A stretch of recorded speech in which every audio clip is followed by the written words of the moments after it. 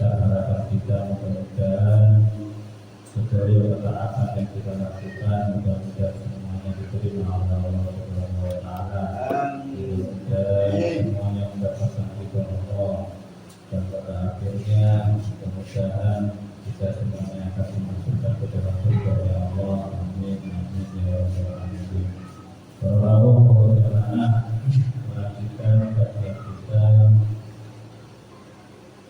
masih dalam bab yang ke-30 di bagian ini di luar ini di dalam menjelaskan keutamaan berbakti kepada kedua orang tua. Bismillahirrahmanirrahim. Assalamualaikum warahmatullahi wabarakatuh.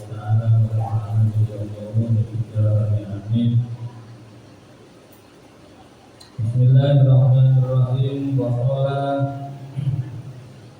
alaihi salatu wassalam. Wa qala Dawud alaihi mugi-mugi tetap mengatasi Nabi Muhammad as-salatu utawi tanggane rahmat wa salam lan keselamatan. Rupane Dawud biru bakti ya sira kabeh. Abahakum ing pira-pira wong tuwa sira kabeh. Tabirukum mongko bakal nglakoni apik atau mongko bakal bakti hukum ing sira kabeh sapa abna hukum sapa pira-pira anak sira kabeh. Wa'ifu lan ngerso sira kabeh. Wa'ifu lan ngerso sira kabeh. Ta'ifu mongko ngerso sapa nisa hukum sapa pira-pira wadon sira kabeh.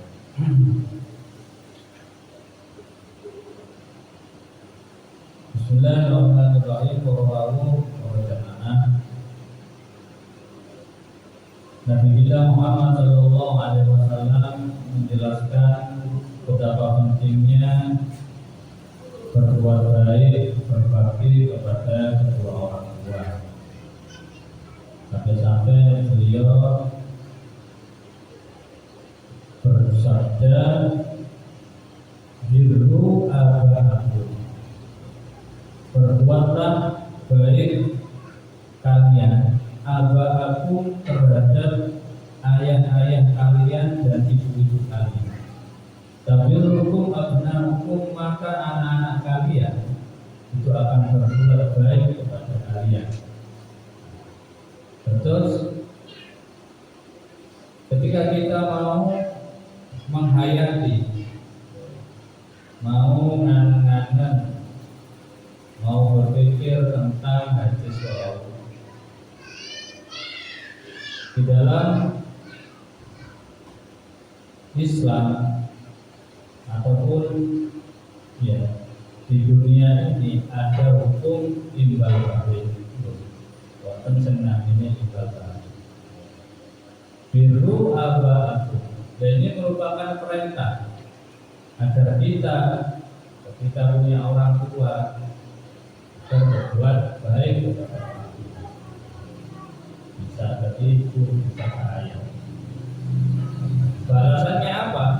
Kalau kita mau berbuat baik, berbakti kepada kedua orang tua, maka tabirrukum abnaukum, maka anak-anak kalian ini akan berbuat baik kepada kalian. Boten usah diperintah. Karena napa? Karena wis dicontohi kalian yang sepahit. Meskipun anak kita belum lahir, kita masih belum punya anak, tapi kita sudah berbuat baik kepada orang tua. Maka anak kita yang mungkin belum pernah melihat kita, ya, melakukan perbuatan baik kepada orang tua kita, maka anak kita itu nanti akan berbuat baik kepada kita. Lebih-lebih apabila anak kita itu menyaksikan orang tua saya begitu baik kepada orang tuanya, maka spontan anak tadi itu karena ada contoh, ada figur, ada uswah, ada tauladan di rumahnya, bahwasanya orang tuanya ini juga berbuat baik kepada orang tuanya, maka sang anak tanpa diperintah untuk berbuat baik, maka akan berbuat baik dengan sendiri. Lalu jenengan kerja bukan hanya perintah, tapi harus dibuktikan lewat perbuatan. Sami ketika jenengan dakwah, tinggalkan sesuatu yang dilarang oleh Allah. Perintah itu jenengan jamaah, tapi jenengan berbuat dosa, berbuat apa yang dilarang oleh Allah. Jadi timbal baliknya maka jamaah tersebut, jamaah kita itu tidak akan tidak akan melakukan apa yang kita anjurkan. Kenapa? Karena kita sendiri juga tidak melakukan, malah melanggar. Begitu pula ketika kita berbuat baik, maka kita pun akan dibaiki oleh orang lain. Nah, di sini tulisannya, berbuat baiklah kalian kepada orang tua kalian, maka anak-anak kalian akan berbuat baik kepada kalian. Kenapa? Wa kama tadinu tudan. Wonten hadis kama tadinu tudan. Sebagaimana kamu berbuat, maka begitu pula kamu akan diperbuat. Maksudnya bagaimana? Ketika kamu melakukan kebaikan, maka kamu akan mendapatkan kebaikan. Ketika kamu berbuat tidak baik, maka kamu akan merasakan perbuatan tidak baik. Ada balasannya. Ada balasannya. Secara tidak langsung artinya apa? Karma itu ada kaitannya. Meskipun di dalam Islam itu tidak ada kata karma, tapi ya tadi itu. Cuman dalam istilah balasan-balasan sebagaimana apa yang diperbuat itu kayaknya kan. Nah, sama ketika ada orang lain berbuat satu kesalahan, maka perbuatan salah tadi itu jangan digembar-gemborkan kepada khalayak ramai, kepada orang banyak. Ya. Kenapa? Bisa jadi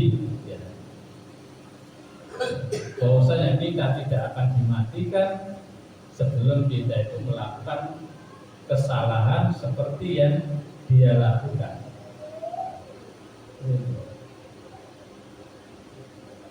Jadi artinya bagaimana? Ketika ada orang lain berbuat salah, kita jangan gembira, jangan terus merasa kita ini benar. Karena apa?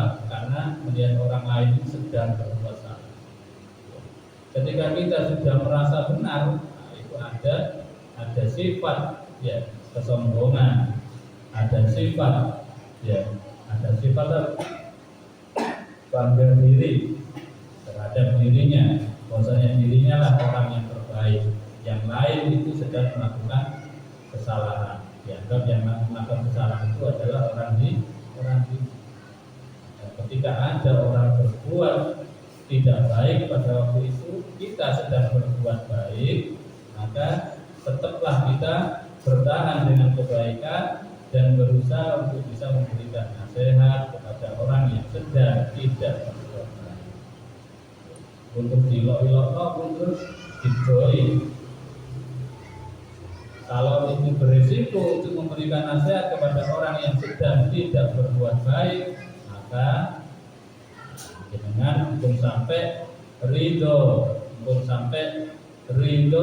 sampai rela dengan adanya kemungkaran yang ada di depan mata kita. Dengan terus lakukan ridho ketika dia berbuat maksiat, tinggalkan dengan apa? Dengan perasaan boten senang dengan perbuatannya.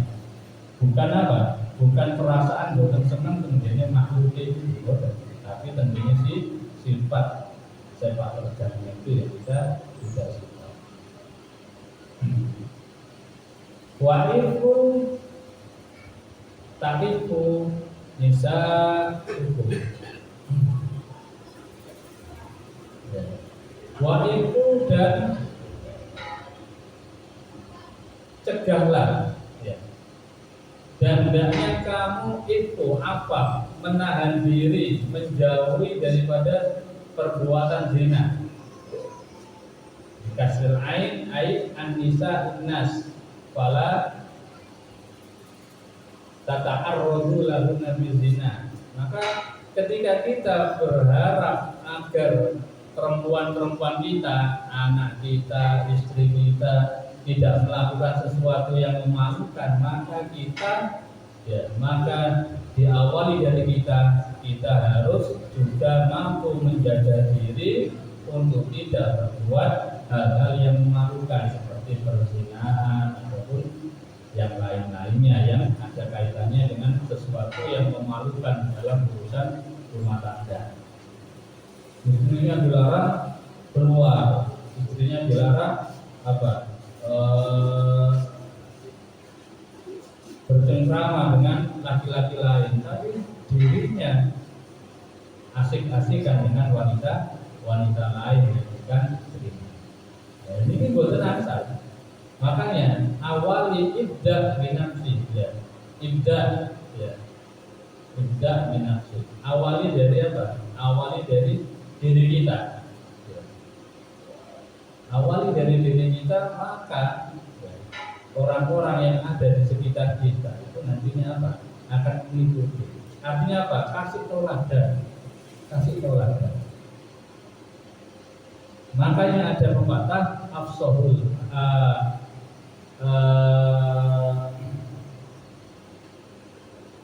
lisanul hal afsahu min lisanil maqal. Lisanul hal afsahu, ada yang afdalu min lisanil maqal. Artinya bagaimana? Lisanul hal artinya apa? Perbuatan, tingkah laku, contoh yang baik ini lebih fasih, ini lebih utama daripada min lisanil maqal, daripada yang berkata-kata pandai memberi nasihat. Tinggal itu ditoko. Kalau orang dulu kan kiai yang ada di pesantren itu nggak ada yang jago ceramah, nggak ada yang jago pidato, jago audio, nggak ada. Mereka hanya belajar kitab, ngaji, statusnya penting ngaji. Tapi setelah ngaji dicopotkan.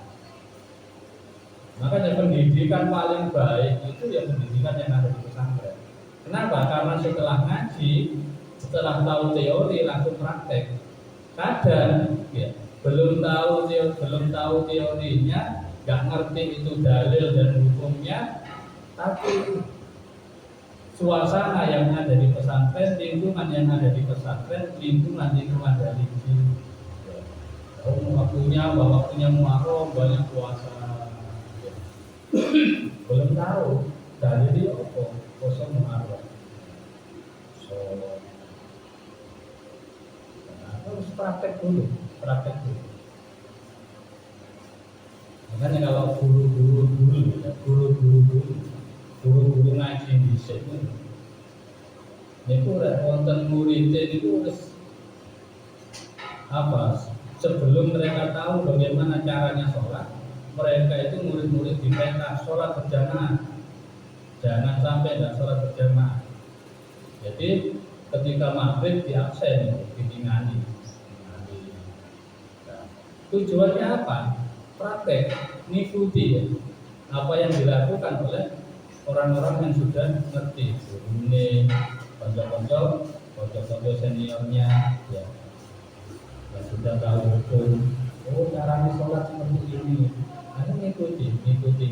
Nanti setelah mereka ada di kelas yang lebih tinggi, ada pelajaran yang memang berkaitan dengan cara-cara sholat, gerakan sholat yang baik dan sempurna, dan mereka akan tahu, oh ternyata ini ya caranya, ternyata ini ya landasan hukumnya. Sama ketika kita mau ya menghendaki keluarga kita itu jadi keluarga yang baik, maka awali dari diri kita. Awali dari diri kita. Ketika kita melarang perempuan kita, ya anak perempuan kita, istri kita untuk banyak keluar rumah, untuk banyak bersoleh seumpama, untuk banyak berbicara dengan laki-laki lain yang bukan mahramnya, maka awali dari diri kita jangan terlalu banyak bincang-bincang yang tidak ada manfaatnya dengan wanita-wanita lain.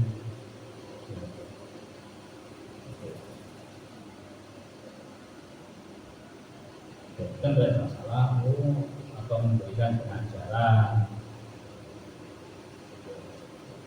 masalah. Ini seorang laki-laki kok aku ngomongi di depan orang perempuan, terus mengajar.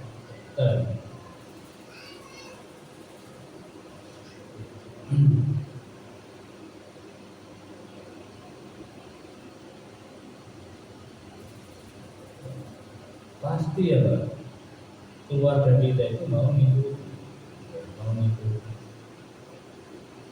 Kalau jenengan hidup di pesantren itu ya, maka putra-putranya dia yang kecil-kecil itu berapa?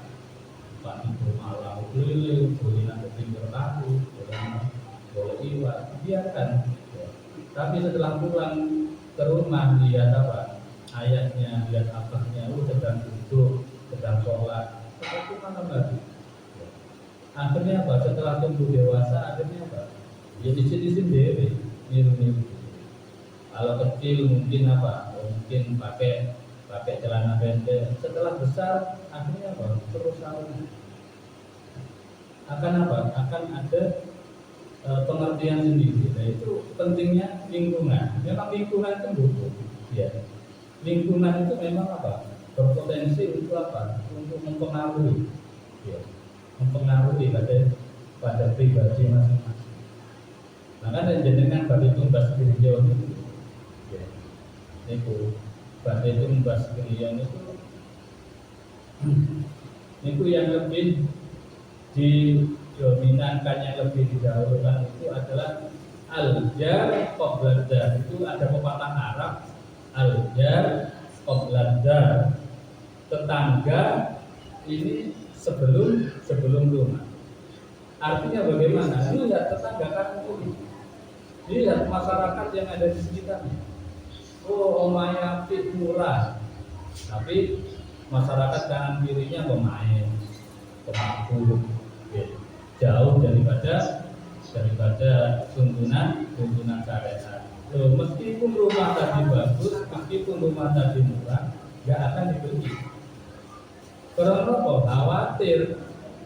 Iya, saya masih kuat. Anak-anak saya ketika keluar rumah akan terpengaruh dengan lingkungan yang tidak realistis. Akan terpengaruh dengan lingkungan yang tidak wajar.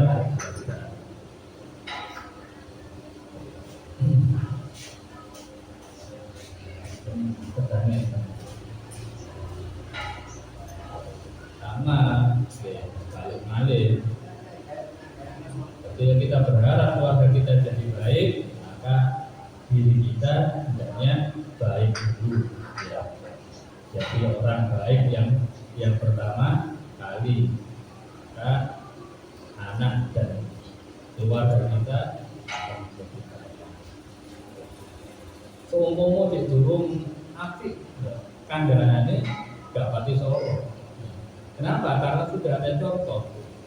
Karena sudah ada tuntunan yang dilakukan oleh kepala keluarga. Akhirnya nanti kalau akan timbul tanya bagi anak-anak yang kecil, saya sampai ini kok, tapi kan sudah sholat isya, malam hari kok sholat aneh. Nah, itu akan muncul sholat apa itu namanya? Ayo tanya seperti itu.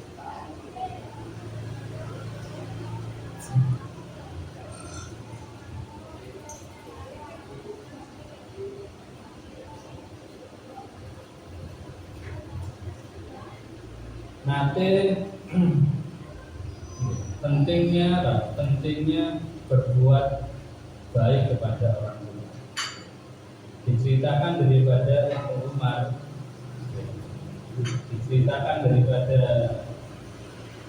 Ibnu Umar,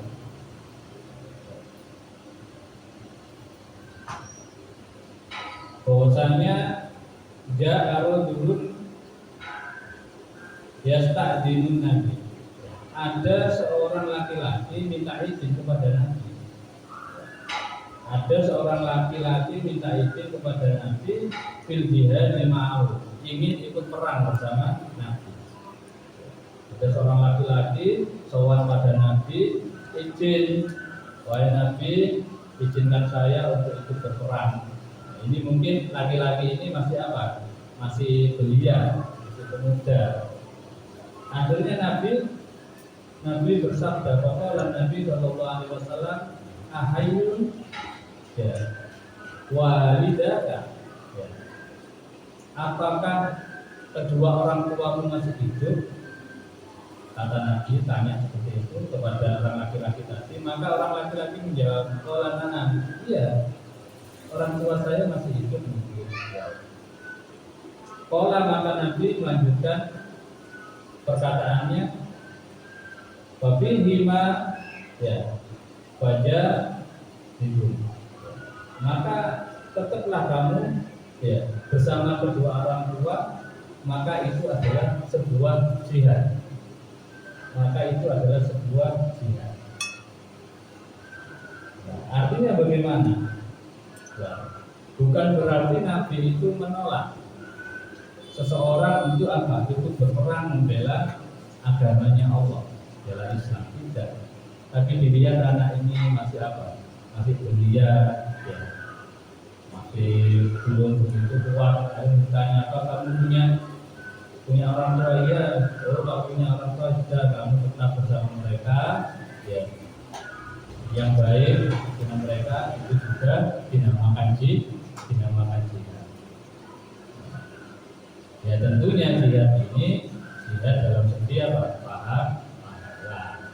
Karena jihad yang sesungguhnya itu berperang membela agama Allah. Itu jihad yang sesungguhnya. Tapi kalau dalam segi pahala ini juga dikatakan apa? Jihad. Itu juga dikatakan jihad. Sama, ada orang dari rumahnya pergi menuju musola, di mana musola itu ada pengajian, ya, ada pengajian yang membahas tentang ilmu, ya, yang membahas tentang ilmu. Maka orang tadi keluar dari rumahnya menuju musola, nah, terus pulang lagi menuju rumahnya setelah ngaji pulang, yaitu perjalanannya itu langkah demi langkah itu dihitung seperti orang yang sedang berjuang membela agama. Jadi kan orang jihad tidak butuh apa? Tak butuh terus angkat senjata. Ini jihad secara pahala. Nah, kecuali kalau itu benar-benar di hadapan kita memang ada musuh dan mendesak, ya, tidak ada yang memerangi, maka kewajiban kita untuk berperang, ya, dengan mereka.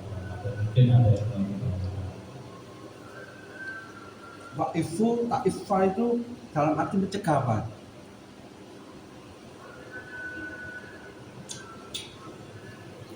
Terutama anak-anak perempuan. Dalam arti mencegah diri, nahan dirinya dari hal-hal yang melakukan perbuatan yang memalukan. Coro kasar itu, jangan sampai kamu berbuat zina. Jangan sampai kamu berbuat hal-hal yang membuat malu atau bertentangan dengan syariat. Maka keluarga kamu, anak-anak kamu yang perempuan, istri kamu itu juga akan menjauhi hal-hal yang kamu syariat. Tak boleh pacaran, tapi bapaknya selingkuhan. Anaknya dipesan awal, ya boleh pacaran, tapi bapaknya juga selingkuhan. Dan itu benar. Atau ibu yang bilang ke anaknya, nggak boleh ya, boleh pacaran, Itu selingkuhan. Enggak benar itu. Ya. Makanya itu info naifah. Ya, naifah. Ya. Ya. Nisa aku. Bisa.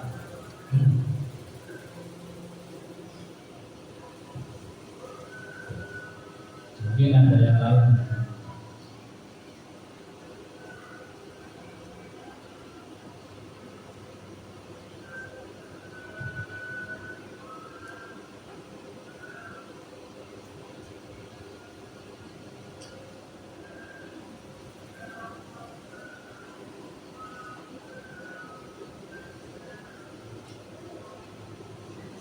Tidak sesuai ini gitu. Bahkan sekarang itu memang apa, generasi sekarang itu mungkin mereka menganggap dengan banyak memberi kepada orang tua, dengan banyak memberi materi kepada orang tua, menganggap mereka sudah berbuat baik. Padahal benar memberi materi kepada orang tua itu adalah salah satu ya perilaku baik, ya, memang itu diajarkan. Tapi yang lebih ya, bermanfaat lagi ketika kita sebagai anak itu berbuat ya hal-hal yang diperintah oleh Allah, berbuat melakukan apa yang diperintahkan oleh Allah, menjauhi apa yang dilarang oleh Allah. Itu yang lebih apa? Yang lebih utama di dalam kita berbakti kepada kedua orang tua. Lebih-lebih ketika orang tua kita sudah meninggal. Ya. Kemudian ahli apa? Bikin acara hall, bikin acara tahlilan, kanggo sapa kanggo tuane, kirim bunga, undang wong sampai beli sono. Ya. Tapi jenengan tidak melakukan apa yang diperintahkan oleh Allah, tidak menjauhi apa yang dilarang. Sholat belum sholat, padahal sholat perintah. Kenapa? Ketika anak melakukan apa yang diperintahkan oleh Allah, maka pahala itu juga akan didapatkan oleh orang tuanya. Itu kan senang. Ya. Maka orang tuanya akan merasa bahagia. Lebih-lebih ketika orang tuanya meninggal, ngerti manfaatnya anak yang soleh. Kadang orang tua ini juga apa? Kadang ya pikirannya bapak mau kayak itu anaknya pelit ya. Terus kadang seperti itu. Oh, kalau begitu anak saya yang satu itu loh senang kayak saya, tapi nggih boten taat kan Gusti Allah. Boten taat kan gene syariat Gusti Allah. Sing tunggale ngekeri arang-arang, tapi patuh. Ya. Patuh tidak pernah menyakiti orang tuanya, patuh tenggene ajarannya Gusti Allah. Doi larangan Gusti Allah. Nanti ketika meninggal orang tuanya ini akan bisa menilai mana yang lebih bermanfaat. Ternyata anakku itu ngarang-ngarang kayak itu yang yang bikin dia bahagia kan?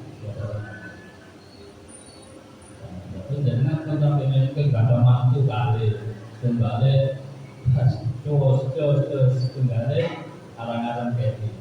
Oh itu bingung banget. Jadi ini ketika meninggal, mungkin dia sampai akan bisa menilai sendiri Kalau memang kita hidup di dunia, mungkin diiming-iming urusan dunia sehingga kita boten kelihatan sami, kalau sampai kan belum sami orang tua. Jadi sedihlah ketika anak kita ini masih jauh dengan ajaran Allah. Masih beri bayaran, masih pangkatnya sebesar apa, terus jani enak itu, tapi lek ngatur dan Gusti Allah, itu sedih. Tak boleh dan bahaya tapi kemudian ada kira rokok komponen seperti di sini. Kalau membiarkan anaknya Pak, jauh dengan jauh dengan Ustadz, bagaimana di dalam ajaran Islam yang pertama yang harus kita yakinkan iman. Setelah beriman kita akan lalu bersyahadat. Setelah bersyahadat kita melakukan yang agama dari Islam itu kan sholat. Bagaimana ketika orang itu tidak melakukan sholat tapi dia itu bersedekah. Nah, menurut keterangan yang saya lihat dengar di para ulama itu, seorang yang bersedekah tapi tidak melakukan sholat, maka sedekahnya itu tidak bisa membantu dia. Apakah betul ini, Ustaz? Tidak bisa membantu dia ke surganya Allah. Karena dia tidak sholat. Karena tiangnya agama Islam itu kan sholat. Apa benar, Ustaz? Kalau saya lihat ceramah. Terus kalau ini yang sama diterangkan itu wonten ayat, Allah nanti dawuh wa aqimus shalah wa atuz zakat. Maka apa? Laksanakan sholat, sholat yang istiqomah, sholat lima waktu, wa atuz zakat, dan bayarlah zakat. Zakat itu istilahnya memang ada zakat yang memang wajib, wonten yang istilahnya sedekah. Maka dua ayat ini harus apa? Harus bersamaan.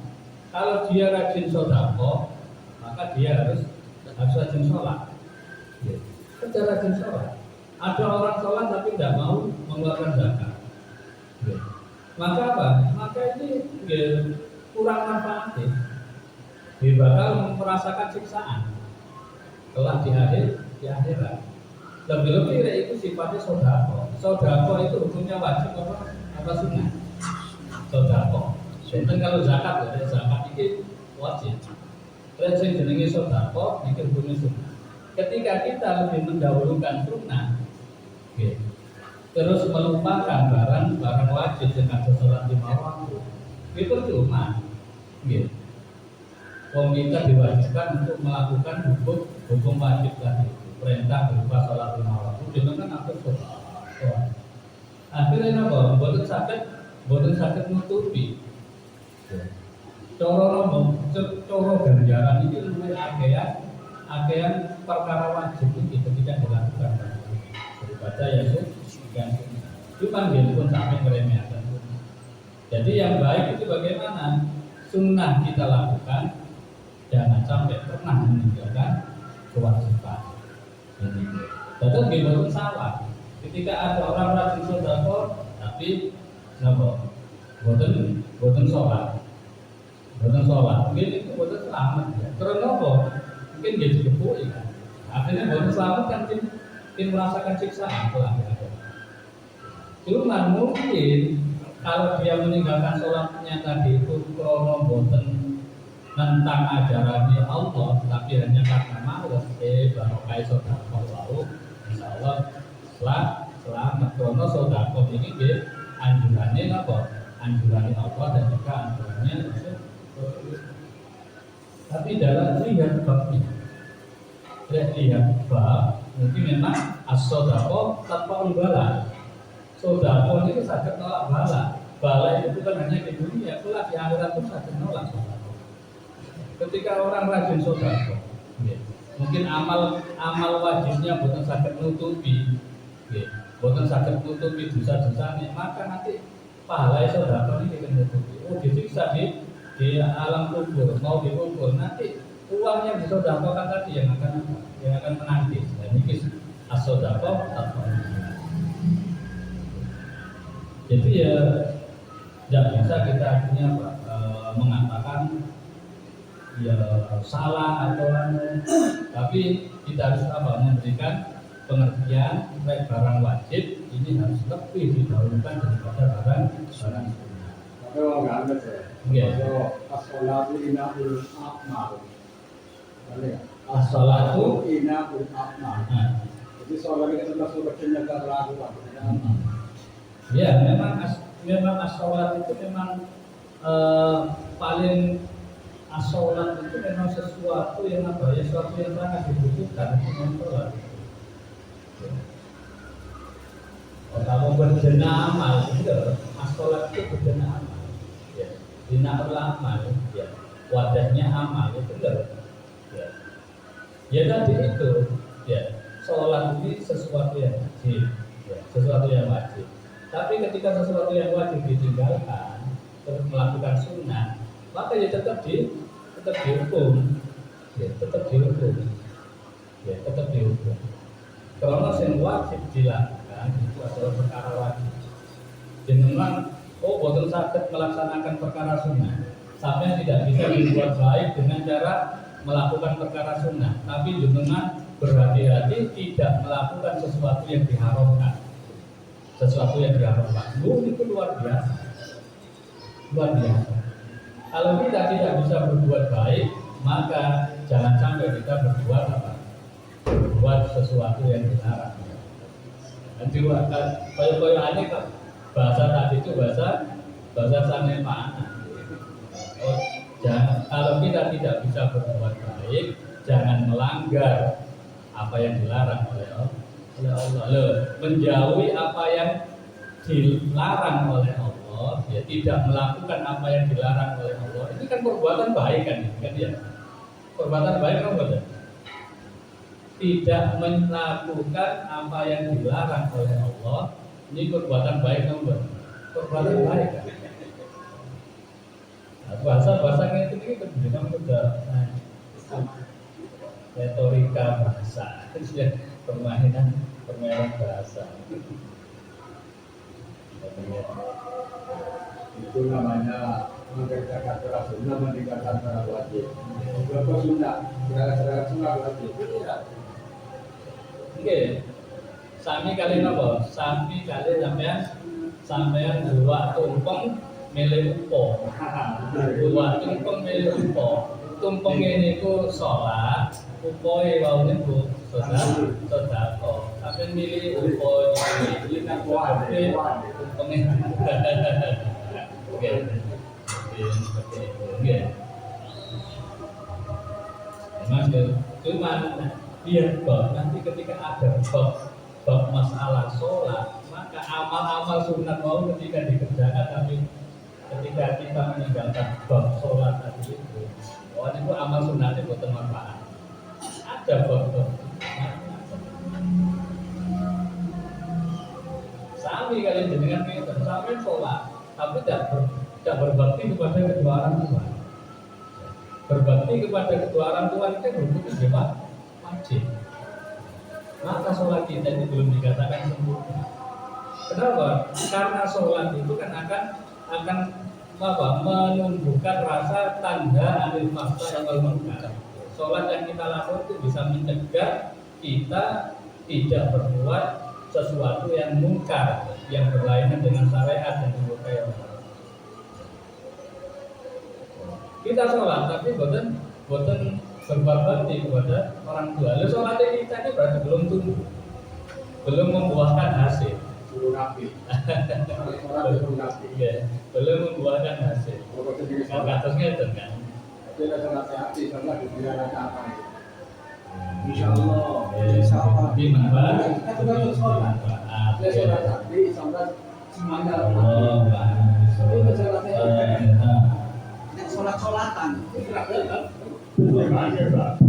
Sholat tumpeng. Assalamualaikum warahmatullahi wabarakatuh. Waalaikumsalam warahmatullahi wabarakatuh.